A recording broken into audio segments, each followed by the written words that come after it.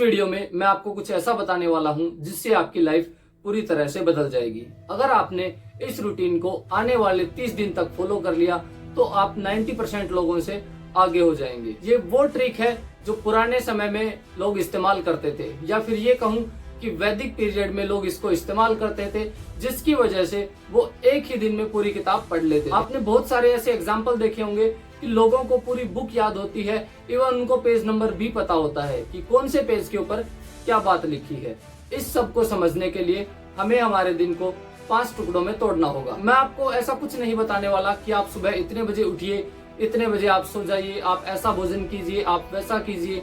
ऐसी कोई भी बात हम इस वीडियो में नहीं करेंगे। इस वीडियो में हम ऐसी 5 चीजों के बारे में, या फिर मैं कहूँ कि दिन के 5 हिस्सों के बारे में बात करेंगे, जिससे आप अपने पूरे दिन को प्रोडक्टिव और अधिक ज्यादा बेहतर बना सकते हैं। हाय एवरीवन, मेरा नाम है योगराज और आज हम बात करने वाले हैं साइंटिफिक डेली रूटीन के बारे में। इस रूटीन में आपको अपने पूरे दिन को 5 हिस्सों में तोड़ना है। कोई मायने नहीं रखता आप कितने बजे उठे हैं या फिर आप कितने बजे सो रहे हैं।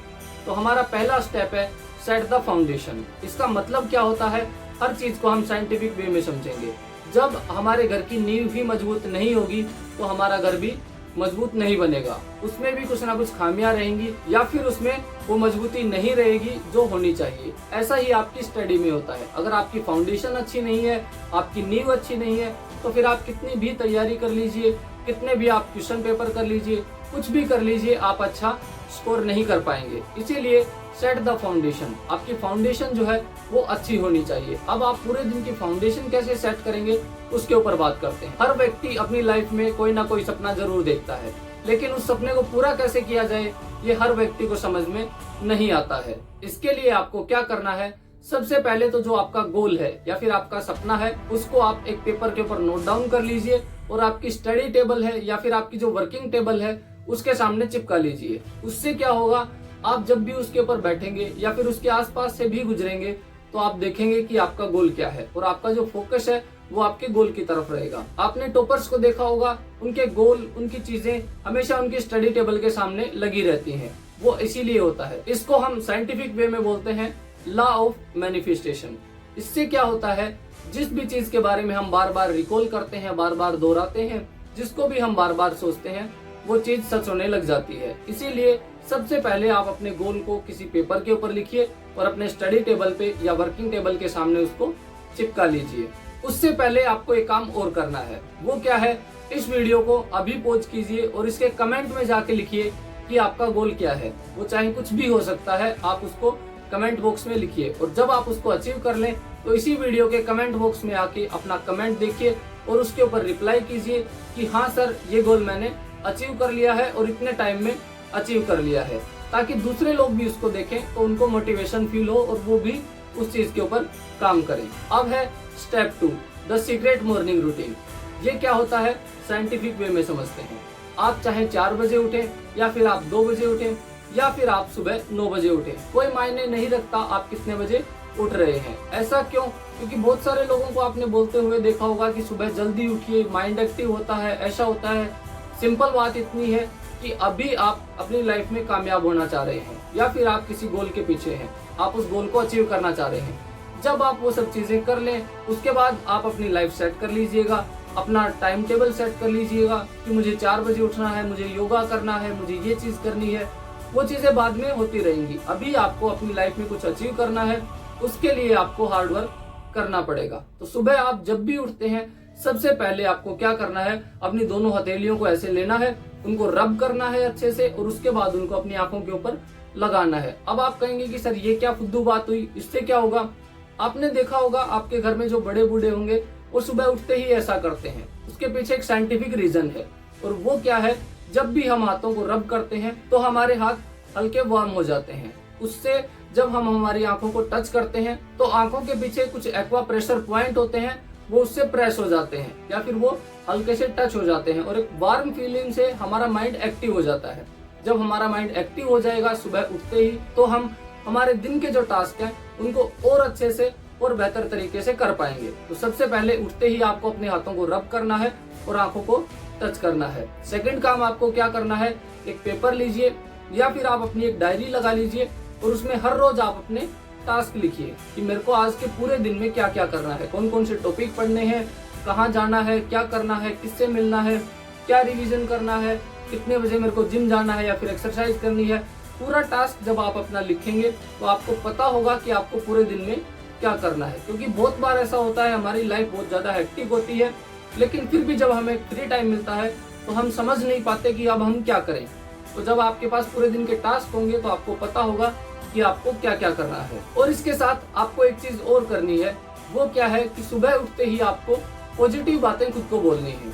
जैसे कि मैं अच्छा कर रहा हूँ, मेरी लाइफ अच्छी है, या फिर मैं अपनी स्टडी कंप्लीट कर रहा हूँ, मेरा सिलेबस कंप्लीट हो रहा है, या मेरा जीवन बेहतर हो रहा है। इसको बोलते हैं द लॉ ऑफ अट्रैक्शन। इससे क्या होता है, जब भी आप कुछ अच्छी चीजें बोलते हैं, अच्छी चीजें फील करते हैं, तो आप उन चीजों को अट्रैक्ट करने लग जाते हैं और आप अपने गोल जल्दी अचीव कर लेंगे और आप एक हैप्पी फील भी करेंगे। तो लॉ ऑफ अट्रैक्शन का इस्तेमाल कीजिए, खुद को अच्छी बातें बोलिए और खुद के माइंड को अच्छी चीजें फीड करवाइए। तीसरा स्टेप है कर्म योग। इसमें क्या होता है, आपको कर्म करना है। जैसा भागवत गीता में भी लिखा है, कर्म कीजिए फल की इच्छा मत कीजिए। मतलब आपको कर्म तो करना ही पड़ेगा। अब आप चाहे स्टडी करते हैं, चाहे आप जॉब करते हैं, या फिर आप कुछ भी काम करते हैं, ये टाइम होगा आपके काम करने का। इसमें आपको अपना फोकस जो है वो अपने काम के ऊपर रखना है। अगर आप पढ़ रहे हैं तो सिंपल सा फॉर्मूला इतना ही है कि कितना पढ़ रहे हैं ये मैटर नहीं करता है, आप फोकस्ड होके उसको कितना समझ रहे हैं, कितना रिकॉल कर पा रहे हैं जब आप एग्जाम हॉल में बैठे हैं, वो चीज ज्यादा मायने रखती है। इसीलिए क्वांटिटी मैटर नहीं करेगी, क्वालिटी मैटर करेगी। और इसका जो लास्ट स्टेप है वो है अपनी एनर्जी को सेव कीजिए। उससे क्या होगा, आप देखते हैं जब आप सुबह उठते हैं या फिर पढ़ते हैं या कोई भी काम करते हैं तो दोपहर में आप लेथार्जिक फील करते हैं और आपको नींद आने लग जाती है। उससे बचने के लिए आपको अपनी एनर्जी को सेव करना है। आपको लोगों से फालतू बातें नहीं करनी है, फालतू में घूमना नहीं है, फालतू की रील स्क्रॉल नहीं करनी है, अपने माइंड को वो चीजें फीड ही नहीं करवानी है जिनकी आपको जरूरत नहीं है। आप देखेंगे धीरे धीरे आप एनर्जेटिक फील करने लग जाएंगे। तो अपनी जो एनर्जी है उसको फालतू कामों में ना लगाकर उसको सेव कीजिए। स्टेप 4 है इवनिंग रूटीन। इसमें क्या होता है, आप लोग बहुत बार देखते होंगे, आपके पेरेंट्स आपको बोलते होंगे कि बेटा शाम को नहीं पढ़ना है या फिर शाम को ये काम नहीं करना। माइंड से रिलेटेड काम हम शाम को बहुत कम करते हैं। ऐसा क्यों होता है? क्योंकि पूरे दिन के काम से हमारा दिमाग थक जाता है और उतनी इफिशियंसी से हम इवनिंग में काम नहीं कर पाते। इसीलिए आपको इवनिंग में 1 घंटा अलग से निकालना है, जिसमें आप अपने पेरेंट्स के साथ बैठ सकते हैं, फैमिली के साथ बैठ सकते हैं, आपकी जो हॉबीज हैं वो कर सकते हैं, वॉक पे जा सकते हैं, अपने दोस्तों के पास बैठ सकते हैं। उससे आपका माइंड भी रिफ्रेश होगा, दिन की थकान भी चली जाएगी और आप अच्छा फील करेंगे। और 5वां हमारा पॉइंट है द सीक्रेट नाइट रूटीन। ये सबसे ज्यादा इंपॉर्टेंट है। अगर इसको नहीं समझा तो पूरा दिन खराब जाएगा। इसको हम बोल सकते हैं 3 टास्क। इसमें आपको 3 टास्क करनी है। चलिए समझते हैं। इसका पहला 3 है 30 मिनट। सोने से 30 मिनट पहले आप अपने फोन को खुद से दूर कर दीजिए, लाइट ऑफ कर दीजिए, यानी कि जो भी ब्लू रेज हैं आपके आसपास उन सबको अवॉइड कीजिए, ताकि आपकी आंखों को थोड़ा काम महसूस हो और वो आराम से रेस्ट कर पाएं। जब हम सोने से पहले फोन देखते हैं या फिर लैपटॉप देखते हैं या हम कुछ भी ऐसा करते हैं जिससे ब्लू रेज निकल रही हैं, उससे हमारी आंखों को प्रॉब्लम होती है। हम लंबे समय तक अपनी आंखों को स्वस्थ नहीं रख पाते। उसी के साथ में हमारा माइंड भी एक्टिव रहता है, जिससे हमें नींद आने में प्रॉब्लम होती है और धीरे धीरे हमको नींद आना बंद हो जाती है।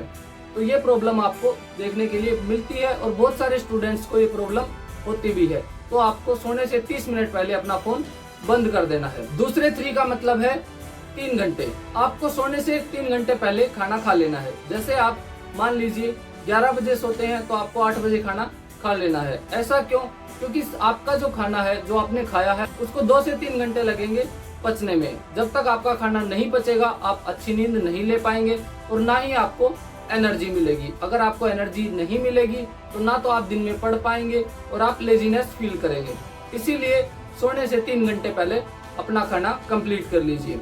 और तीसरा है टास्क। इसका क्या मतलब है? जैसा हमने स्टार्टिंग में डिस्कस किया था कि आपको अपने पूरे दिन की टास्क लिखनी है। इवनिंग में सोने से पहले आपको उन सब टास्क को चेक करना है और देखना है कि कौन कौन सी टास्क आपने कंप्लीट कर ली और उनके सामने आपको टिक करना है। जब आप ऐसा करेंगे तो आपको एनर्जेटिक फील होगा, अच्छा फील होगा। आप बहुत बार ऐसा फील करते हैं कि सर मैंने तो पूरे दिन में कुछ किया ही नहीं है। जब आप वो टास्क लिखेंगे तो आपको पता होगा दिन में क्या करना है, और रात को जब आप सोएंगे और उनको आप टिक करेंगे तो आपको पता लग जाएगा कि हाँ आज के पूरे दिन में मैंने क्या किया है। ये हैबिट आपको प्रोडक्टिव बनाएगी।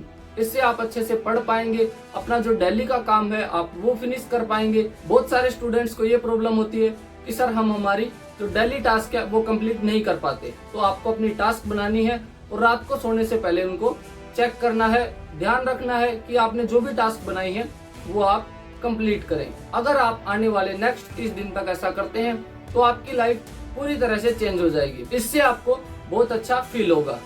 और जाने से पहले इस वीडियो के ऊपर कमेंट करके जाइए कि आपका जो गोल है वो क्या है, और 30 दिन तक इस प्रकार से आप काम कीजिए। उसके बाद आप आके बताइए कि आपने क्या चेंज फील किया। तो इन दी एंड शुक्रिया दोस्तों, मेरा नाम है योगराज। मिलते हैं किसी और वीडियो में।